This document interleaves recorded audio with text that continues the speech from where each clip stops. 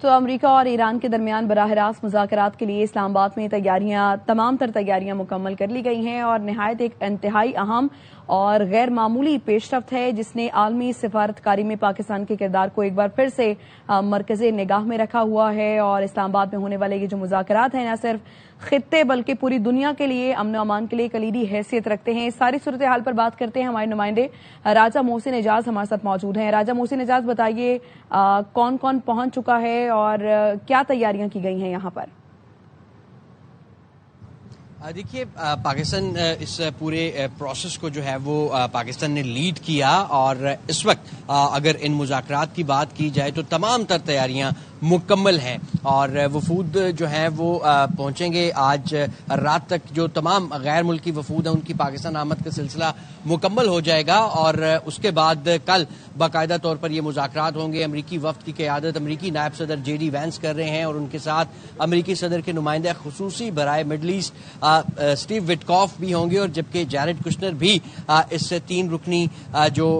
نامینیشنز بتائی گئی تھی وائٹ ہاؤس کی طرف سے اس میں شامل ہیں، جبکہ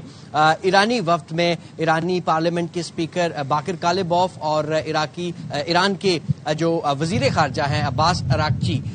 وہ شامل ہیں، جس کے ساتھ ساتھ دونوں جو ڈیلیگیشنز ہیں ان کے لیے بھی حکام متعلقہ جو ہیں وہ بھی ان کے ساتھ شامل ہوں گے۔ جو مذاکرات ہیں ان کا باقاعدہ آغاز جو ہے وہ ہفتے کی صبح یعنی کل صبح سے ہوگا جیسا کہ بتایا بھی گیا تھا، اور اس کے ساتھ ساتھ اگر سیکیورٹی انتظامات کی بات کی جائے تو اس وقت وفاقی دارالحکومت اسلام آباد میں فول پروف سیکیورٹی کے انتظامات کیے گئے ہیں اور پہلے ہی 2 دن کی مقامی تعطیل کا یہاں پر اعلان بھی کر دیا گیا تھا۔ 10 پوائنٹس ایران کی جانب سے جب یہ سیز فائر ہو رہا تھا ابتدائی جو پاکستان کی کوششوں سے ممکن ہو پایا تھا تو 10 پوائنٹس ایران کی جانب سے دیے گئے تھے، 15 پوائنٹس امریکہ کی جانب سے سامنے آئے تھے۔ جو بنیادی نکات ہیں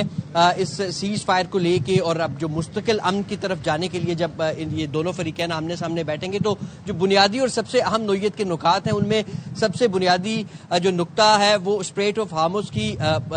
مکمل اوپننگ کے حوالے سے ہے۔ اس حوالے سے امریکہ کا یہ موقف ہے کہ بغیر شرائط کے جو ہے وہ اسے کھولا جائے، جبکہ ایران کا موقف اس حوالے سے یہ ہے کہ وہ اس کو ریگولیٹ کرنا چاہ رہا ہے۔ اسی طرح جو ایران کا اس حوالے سے بھی تحفظات ہیں کہ جو بار بار جاریت وہ کہہ رہے ہیں کہ ہمارے ملک پر نہ کی جائے، اور اس کے ساتھ ساتھ یورینیم انریچمنٹ کو لے کر ظاہر ہے جب پھر یہ مذاکرات ہوں گے اور جو بھی تحفظات ہیں اس کو دور کرنے کے لیے یہ مذاکرات ہو رہے ہیں اور وزیر اعظم شہباز شریف کی دعوت پر دونوں ممالک اسلام آباد میں بیٹھنا پاکستان کی یقیناً یہ کامیاب خارجہ پالیسی ہے۔ راجہ محسن اعجاز ہمیں اپڈیٹ کر رہے تھے، آپ کا بہت شکریہ۔